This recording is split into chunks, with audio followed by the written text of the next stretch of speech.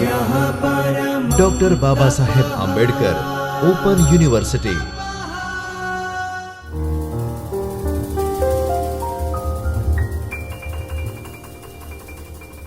Namaskar. This is Shachi Gupta, Assistant Professor of Economics from Chaitanya Studio of Dr. Baba Saheb Ambedkar Open University.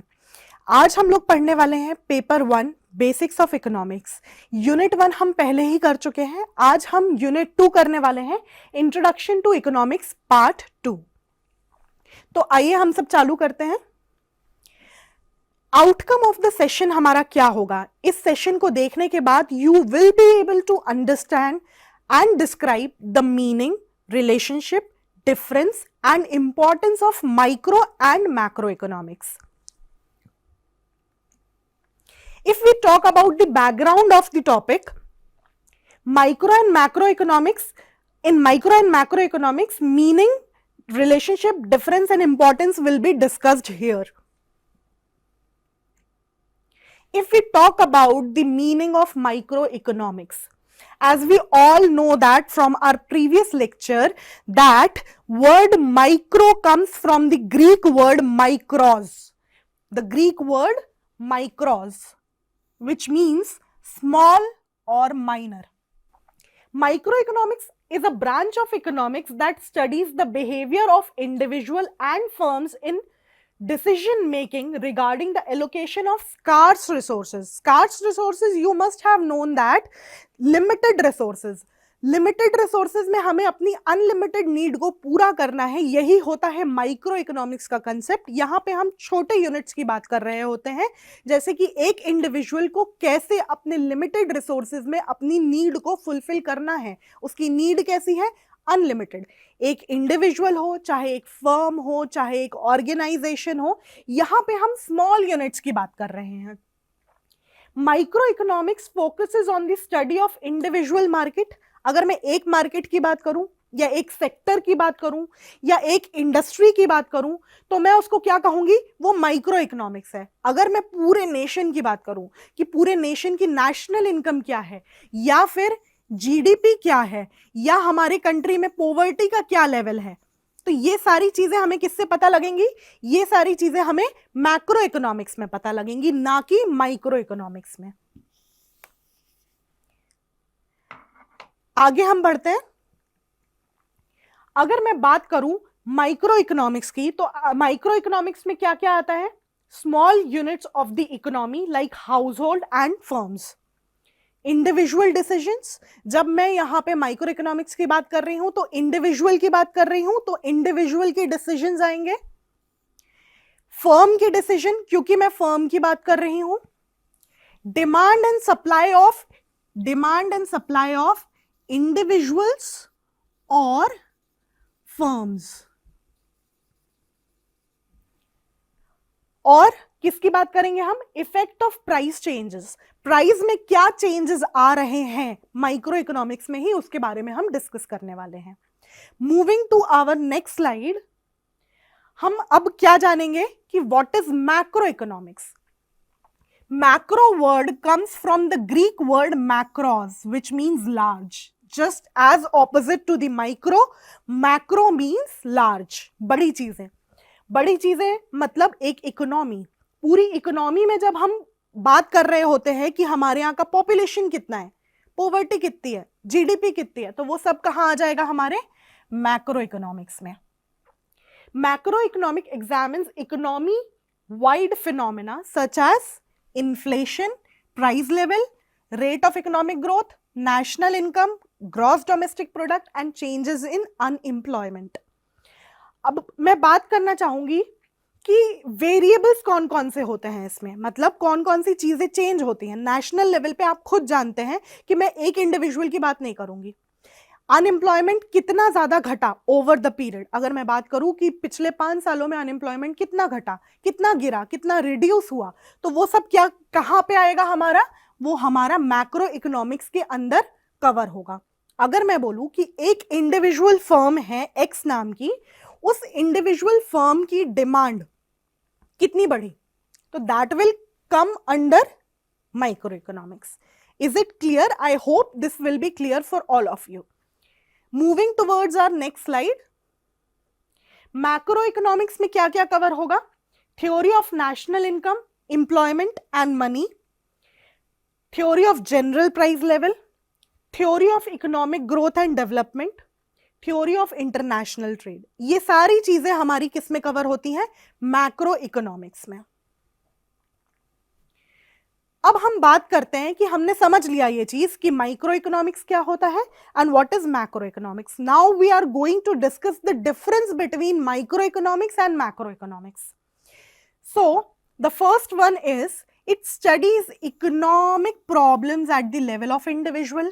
We have already discussed कि micro economics जो है वो individual की problems को discuss करेगी कि भाई price क्या तय किया जाए, what would be the price, what would be the demand, what would be the supply। ये सारी चीजें हम कहाँ पे देखेंगे? माइक्रो में। जबकि मैक्रो में क्या होगा?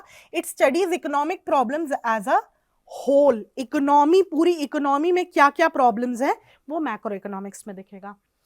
Basically micro economics concerned with determination of output and price for an individual firm or industry, और यहां पे जो भी प्राइजेस होते हैं माइक्रो इकोनॉमिक्स को हम क्या बोलते हैं? वो कौन सी थ्योरी है? Theory of price. और मैक्रो इकोनॉमिक्स को हम क्या बोलते हैं? वो theory of income and employment है rather than theory of price. Micro economics हमारा थ्योरी ऑफ प्राइस है, मैक्रो इकोनॉमिक्स हमारा क्या है? Theory of income and employment.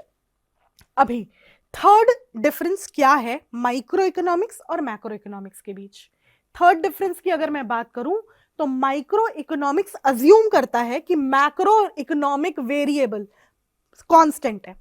For example मैं आपको ये बताना चाहती हूं कि जब हम एक इंडिविजुअल के बिहेवियर को स्टडी कर रहे हैं, एक इंडिविजुअल फर्म के क्या प्राइसेस होंगे, क्या डिमांड होगी, क्या मार्केट में उसकी फॉरकास्टिंग कर रहे हैं कि आगे आने वाले प्राइसेस क्या हो सकते हैं, तब हम ये मान के चल रहे हैं कि मैक्रो इकोनॉमिक वेरिएबल्स में कोई चेंज नहीं आ रहा। फॉर एग्जाम्पल जब हम प्राइस चेक कर रहे हैं माइक्रो लेवल पे तो हम ये मान के चलेंगे कि नेशनल इनकम नहीं बढ़ रही, अनएम्प्लॉयमेंट नहीं आ रहा है, या फिर हमारी कंट्री में पॉवर्टी चेंज नहीं हो रही है। हम ये मान के चलेंगे कि मैक्रो इकोनॉमिक वेरिएबल्स कांस्टेंट हैं। और जब मैक्रो इकोनॉमिक्स पढ़ रहे होंगे तो ये मान करके चलेंगे कि माइक्रो इकोनॉमिक वेरिएबल्स कैसे हैं? कांस्टेंट हैं। तो यहां पे एक और डिफरेंस हमने क्या पढ़ा? माइक्रो इकोनॉमिक्स पढ़ेंगे तो मैक्रो इकोनॉमिक्स वेरिएबल कैसे रहेंगे? हमारे कांस्टेंट। और जब मैक्रो इकोनॉमिक वेरिएबल्स पढ़ेंगे तो माइक्रो इकोनॉमिक वेरिएबल्स कैसे होंगे? हमारे constant. Now micro economics has a narrow scope. हमने देखा जब हम छोटी छोटी चीजों की बात कर रहे होते हैं तो माइक्रो इकोनॉमिक्स की बात कर रहे होते हैं, विच मीन्स इसका स्कोप कैसा है? नैरो है। और जब हम बहुत बड़ी चीजों की, लार्ज चीजों की बात कर रहे होते हैं तो हम मैक्रो इकोनॉमिक्स की बात कर रहे होते हैं। तो इसी वजह से मैक्रो इकोनॉमिक्स का जो कंसेप्ट है वो वाइड है, इसका स्कोप कैसा है? वाइड है। अब market forces plays a significant role in micro economic problems. अगर मैं बात करूं माइक्रो इकोनॉमिक प्रॉब्लम्स की तो यहां पे प्रॉब्लम ऑफ प्रोडक्ट प्राइसिंग और फैक्टर प्राइसिंग इनका मेन एजेंडा होता है। अब माइक्रो इकोनॉमिक्स में क्या प्रॉब्लम्स आती होंगी? माइक्रो इकोनॉमिक्स में जो प्रॉब्लम्स आती हैं वो रिलेटेड टू ये आती हैं कि प्रोडक्ट का मार्केट में क्या प्राइस किया जाए, क्या रखा जाए उसका प्राइस, या फिर जो फैक्टर्स ऑफ प्रोडक्शन है, लैंड है, वो कितने में एक्वायर करना है, लेबर को क्या वेजेस देनी है, या फिर हमें ये भी देखना हो सकता है यहाँ पे कि हमें कैपिटल लेना है तो कहाँ से लें। ये सारी चीजें कहाँ पे आएंगी? हमारे माइक्रो इकोनॉमिक्स में। अगर मैं मैक्रो इकोनॉमिक्स की बात करूं तो मैक्रो इकोनॉमिक्स में गवर्नमेंट का रोल बहुत इंपॉर्टेंट होता है, क्योंकि यहाँ पे सारे डिसीजंस कौन लेता है? गवर्नमेंट लेता है, क्योंकि ये सारी डिसीजंस जो होती हैं वो रिलेटेड टू दी इकोनॉमी होती हैं, एज अ होल होती हैं। अगर हमें कंट्री में दिख रहा है ऐसा कि पॉवर्टी ज्यादा है तो इंडिविजुअल उसके बारे में कोई डिसीजन नहीं लेगा, गवर्नमेंट उसके बारे में डिसीजन लेगी। आई होप ये आप लोगों को क्लियर हुआ है difference between micro economics and macro economics. अब मैं रिलेशनशिप की बात करूं माइक्रो इकोनॉमिक्स और मैक्रो इकोनॉमिक्स के, तो हमें यह जानना जरूरी है कि डिस्पाइट द फैक्ट कि ये दोनों अलग अलग हैं, माइक्रो अलग है, मैक्रो अलग है, मगर इस बात का भी ध्यान रखना होगा कि दोनों आपस में इंटर रिलेटेड है। इंटर रिलेटेड कैसे है, विल सी हियर। यहां पे अगर हम देखें कि माइक्रो लेवल के जो वेरिएबल्स होते हैं उनका इंपैक्ट मैक्रो लेवल के वेरिएबल्स पे पड़ता है। कैसे? माइक्रो लेवल पे हम देखते हैं, माइक्रो लेवल पे हम देखते हैं कि एक एक्स नाम का इंडिविजुअल है और एक वाई नाम का इंडिविजुअल है और एक जेड नाम का इंडिविजुअल है। अब एक्स की जो इनकम है वो 100 है, मान लेंगे कि ये सिर्फ 3 लोग हैं एक इकोनॉमी में। वाई की जो इनकम है वो 200 है और जेड की इनकम जो है वो 300 है। अभी हमें करना क्या होगा यहां पे कि सिर्फ ये 3 लोग अगर इकोनॉमी में हैं तो हमें नेशनल इनकम निकालते वक्त क्या करना होगा, इन तीनों का सम करना होगा, क्योंकि हम ये मान के चल रहे हैं कि सिर्फ ये 3 लोग इकोनॉमी में हैं।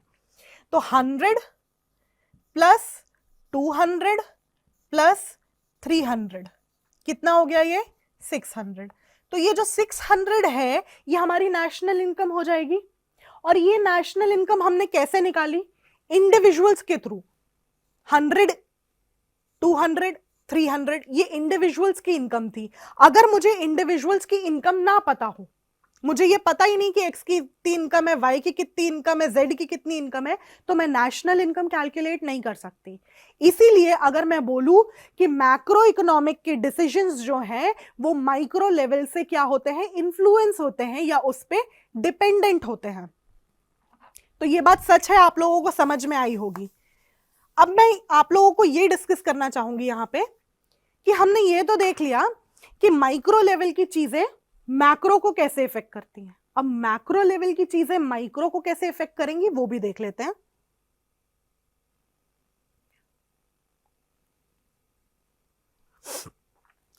मान लीजिए एक ये 2010 का फिगर है और एक ये 2020 का फिगर है।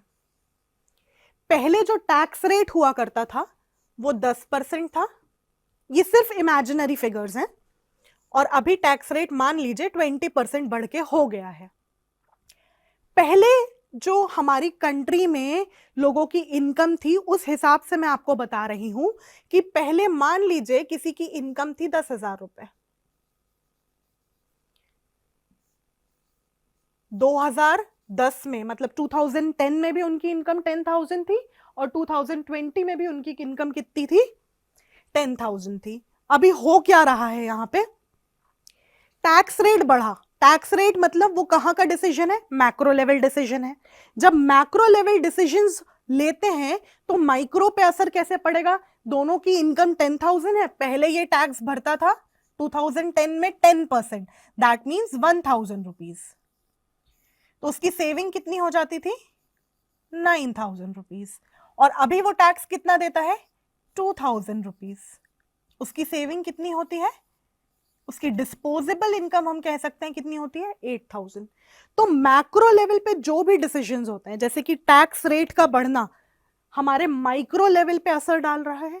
पहले इनकम 9,000 थी, अब इनकम कम होगी, कितनी हो गई है, 8,000। ये डिसीजंस हमें क्या बताते हैं कि मैक्रो माइक्रो पे डिपेंडेंट है और माइक्रो मैक्रो पे डिपेंडेंट है। ये बात क्लियर है? आई होप ये सब आपको क्लियर होगा। अब हम बात करते हैं आगे इंपॉर्टेंस ऑफ माइक्रो इकोनॉमिक्स की।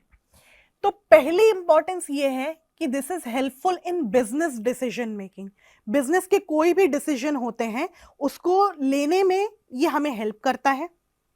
Helpful in understanding the working of the economy, ये इकोनॉमी कैसे वर्क करती है उसको अंडरस्टैंड करने में हमें हेल्प करता है। Helpful to formulate economic policies, economic policies कैसी बनाए जाए ये फॉर्मुलेट करने में हमें माइक्रो इकोनॉमिक्स हेल्प करता है। Helpful in formulating sectoral policies, हमारी इकोनॉमी में बहुत सारे सेक्टर्स होते हैं अलग अलग, industrial sector, primary sector, tertiary sector, बहुत सारे सेक्टर्स होते हैं। तो उन सेक्टर्स के लिए पॉलिसीज कैसी बनाई जाए ये हमें कौन बताएगा, माइक्रो इकोनॉमिक्स हमें उसमें हेल्प करेगा। Helpful in efficient allocation of resources, ये हमें हेल्प करता है कि हम अपने रिसोर्सेज को कैसे एलोकेट करें। Resources means land, labour, capital, entrepreneur, इन सबको हम कैसे एलोकेट करें, ये हमें माइक्रो इकोनॉमिक्स बताएगा। Helpful in study of human behaviour, micro economics का एक बहुत इंपॉर्टेंट और बहुत अच्छा हिस्सा होता है बिहेवियरल इकोनॉमिक्स। बिहेवियरल इकोनॉमिक्स क्या बताता है हमें कि ह्यूमन बीइंग का बिहेवियर कैसा होता है, प्राइस में या मैक्रो इकोनॉमिक वेरिएबल्स में चेंज होने के कारण या फिर किसी और एक्सटर्नैलिटीज की वजह से ह्यूमन बीइंग के बिहेवियर में क्या चेंजेस आते हैं। वो बेसिकली हम अगर देखें तो साइकोलॉजी और इकोनॉमिक्स का मिक्सचर होता है। तो यहां पे हम ह्यूमन बिहेवियर डिस्कस कर रहे होते हैं, वो क्या हेल्प करता है हमें क्या डिसाइड करने में कि ह्यूमन की टेंडेंसी क्या होगी, ये भी एक इंपॉर्टेंस है हमारे माइक्रो इकोनॉमिक्स की।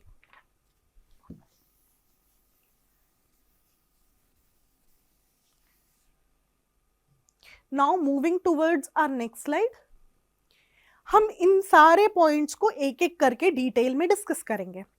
हेल्पफुल कैसे है बिजनेस डिसीजन मेकिंग के लिए, तो देखेंगे it plays an important role in the business decision making process because it guides the business managers in optimal resource utilisation. ये गाइड करेगा कि मैनेजर को हमें कितने रिसोर्सेज लगाने हैं। अगर मैं माइक्रो इकोनॉमिक लेवल के डिसीजंस की बात करूं तो माइक्रो इकोनॉमिक लेवल के डिसीजंस में हमें ये देखना पड़ेगा कि हमारे प्रोडक्ट का प्राइस कितना रखना है। अगर प्रोडक्ट का प्राइस कितना रखना है तो ये भी देखना पड़ेगा कि रिसोर्स कितना यूज करना है, उसी के हिसाब से कॉस्ट डिसाइड होगी। तो यहाँ पे माइक्रो इकोनॉमिक्स इसलिए हेल्पफुल हो जाता है क्योंकि हमें वो ये डिसीजंस लेने में हेल्प करता है, जैसे कि डिमांड की एनालिसिस करना कि फ्यूचर में हमारी डिमांड क्या हो सकती है।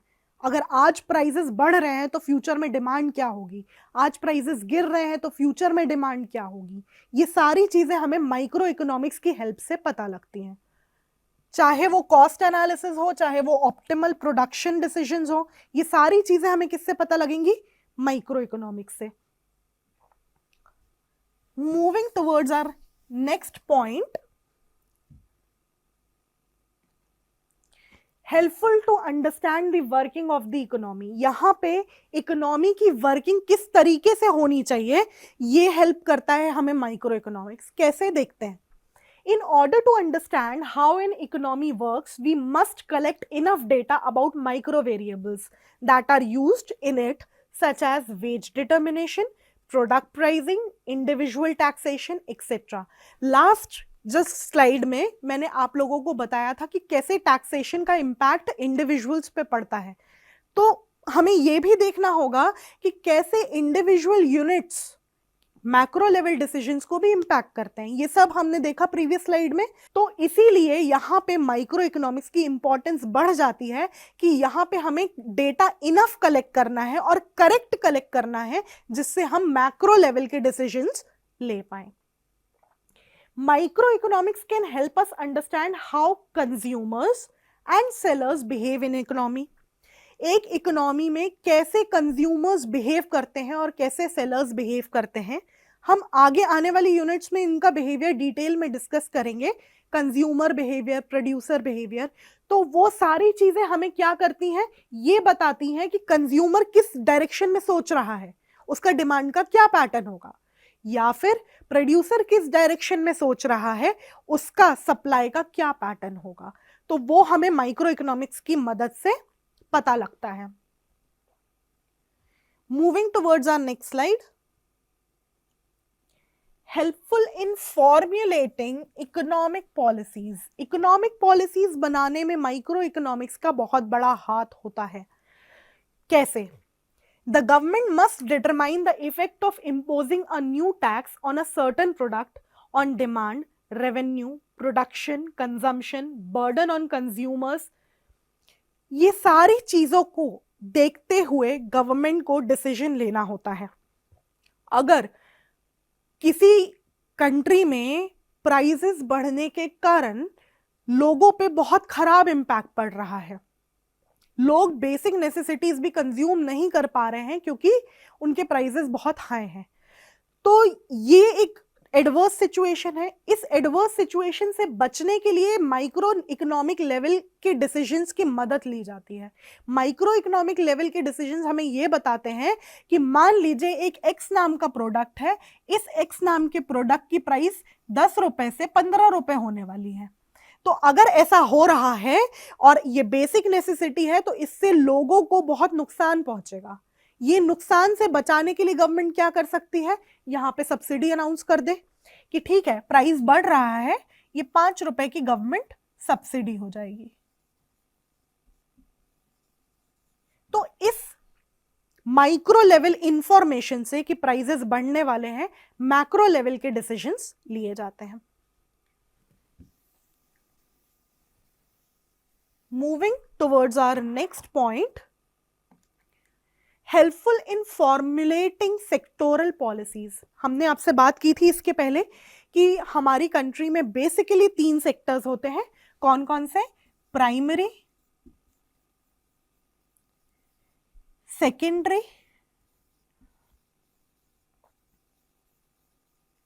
And tertiary.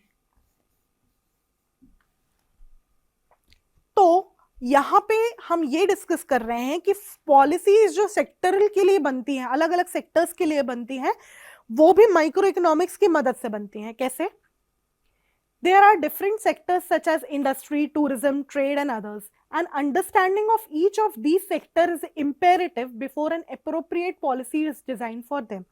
For example, मान लीजिए कि हमें प्राइमरी सेक्टर जो कि एग्रीकल्चर से रिलेट करता है, उसके बारे में जानने के लिए, उसके बारे में पॉलिसी बनाने के लिए पहले हमें माइक्रो इकोनॉमिक वेरिएबल्स को जानना जरूरी होगा कि एग्रीकल्चर गुड्स के क्या प्राइस हैं, एग्रीकल्चर गुड्स की क्या डिमांड है, एग्रीकल्चर गुड्स की क्या सप्लाई है।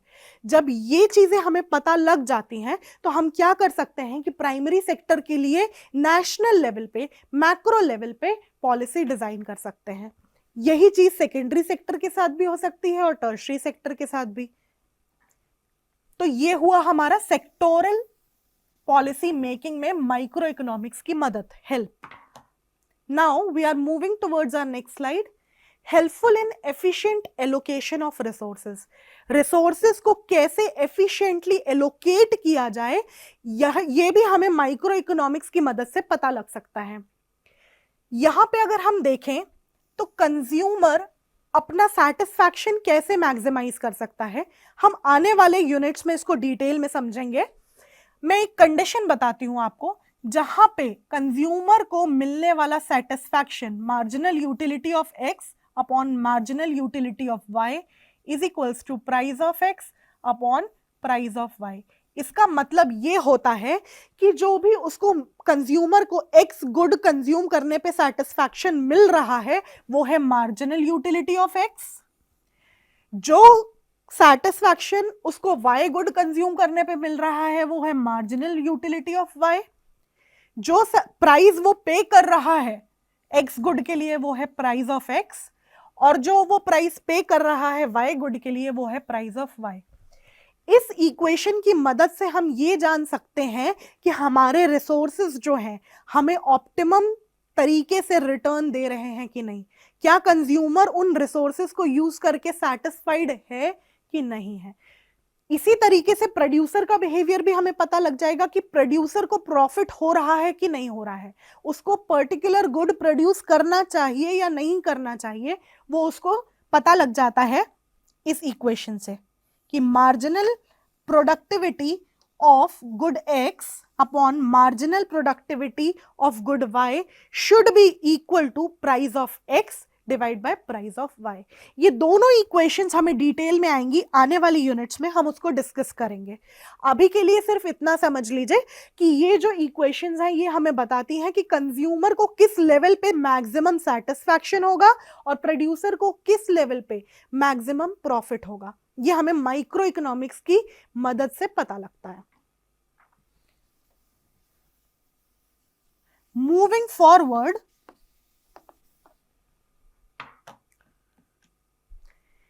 हम ये देखते हैं कि कैसे ये ह्यूमन बिहेवियर को स्टडी करने में हेल्प करता है। मैंने आपको पिछली स्लाइड्स में बताया है ये बात कि माइक्रो इकोनॉमिक्स का एक बहुत इंपॉर्टेंट ब्रांच होती है जिसको बोलते हैं बिहेवियरल इकोनॉमिक्स। उसमें हम क्या करते हैं, ह्यूमन बीइंग के बिहेवियर को देख रहे होते हैं। जैसे कि ह्यूमन बीइंग का बिहेवियर का एक पैटर्न ये होता है कि हम कोई भी कमोडिटी लगातार कंज्यूम करें तो उससे मिलने वाला सेटिस्फैक्शन गिरता चला जाता है। इसका एक एग्जाम्पल देती हूं मैं आप लोगों को। मान लीजिए आपको भूख लगी है और बहुत तेज भूख लगी है। आपने एक साथ, आप डोमिनोज में गए, आपने एक साथ 4 पिज्जा ऑर्डर किए, सेम फ्लेवर के, सेम साइज के, सेम प्राइस के। क्योंकि आपको भूख लगी थी, आपने 4 पिज्जा एक साथ ऑर्डर कर दिए। अभी यहां पे हो क्या रहा है, आपने को बहुत जोर की भूख लगी थी तो आपने पहला पिज्जा खाया, आपको सेटिस्फैक्शन मिला। आपने दूसरा पिज्जा खाया, आपको सेटिस्फैक्शन तो मिला मगर पहले जितना नहीं मिला। क्यों? क्योंकि पहला पिज्जा खाने के बाद आपकी भूख शांत हो गई थी थोड़ी, तो दूसरा वाले खाने पे इतना सेटिस्फैक्शन नहीं मिला जितना पहला वाला खाने पे मिला था। फिर हमने क्या किया, तीसरा पिज्जा खाया। जब तीसरा पिज्जा खाया तो आपका पेट भर गया, आपको अब चौथे पिज्जा की जरूरत नहीं थी। मगर क्योंकि आप चौथा पिज्जा ऑर्डर कर चुके थे, आपको मजबूरी में खाना पड़ा, जिस वजह से आपकी तबीयत खराब हो गई।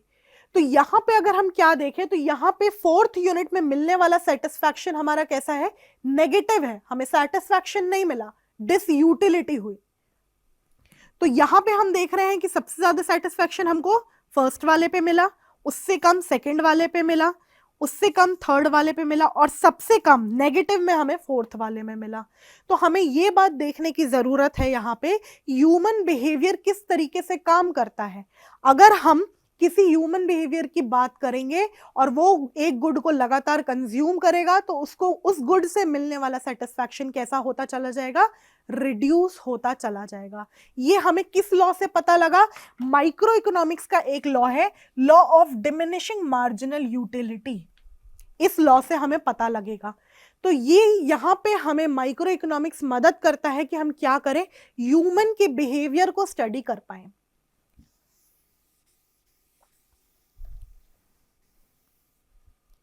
मूविंग फॉरवर्ड, माइक्रो इकोनॉमिक्स की इंपॉर्टेंस हमने देख ली।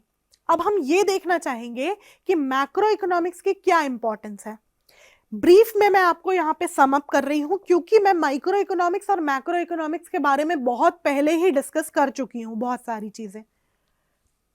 It helps in understanding the economic fluctuations. हमारी कंट्री में बहुत सारे इकोनॉमिक फ्लक्चुएशंस आते हैं, कभी बूम होता है, पीक पे आते हैं, और कभी नीचे, एकदम नीचे वाले पॉइंट पे होते हैं। कभी डिप्रेशन आता है तो नीचे जा रहे होते हैं, कभी ऊपर जा रहे होते हैं। तो ये जो फ्लक्चुएशंस है ये हमें मैक्रो इकोनॉमिक्स की मदद से जानने को मिलेगा।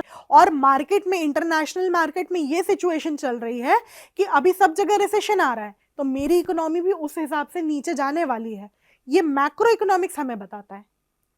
अब दूसरा पॉइंट ये बोल रहा है, it helps in formulating economic policies. जब हमें पता लग जाएगा कि हमारी कंट्री में बूम आने वाला है या रिसेशन आने वाला है, तो हम क्या करेंगे, उसके हिसाब से पॉलिसीज फॉर्मुलेट करेंगे ताकि हमारी कंट्री में कोई इमरजेंसी की सिचुएशन ना आए। तीसरा है, it helps in studying inflation and deflation. Macro economics की मदद से हम ये देखते हैं कि कंट्री में प्राइसेस कितने बढ़ रहे हैं और कंट्री में प्राइसेस कितने कम हो रहे हैं। ये हमें और क्या देखने में मदद करता है, it helps in studying national income and GDP. हमें कंट्री की कितनी जीडीपी है, कितनी नेशनल इनकम है, वो पता लगती है। It helps in functioning of the economy. जब हमें ये पता लग जाएगा कि हमारे यहाँ प्राइसेस क्या है, पॉवर्टी क्या है, अनएम्प्लॉयमेंट क्या है और इकोनॉमिक की सिचुएशन क्या है, बूम है कि रिसेशन है, तो हम क्या करेंगे, एक बेहतर इकोनॉमिक पॉलिसी बना पाएंगे। ये सब किसकी मदद से होगा, मैक्रो इकोनॉमिक्स की वजह से होगा। तो ये हुई इंपॉर्टेंस ऑफ मैक्रो इकोनॉमिक्स। इस सभी के साथ मैं एक बार आपको सारी स्लाइड्स दोबारा दिखाना चाहती हूं।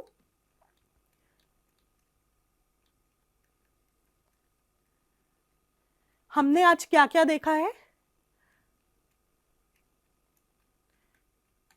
वो मैं आपको बताना चाहती हूं।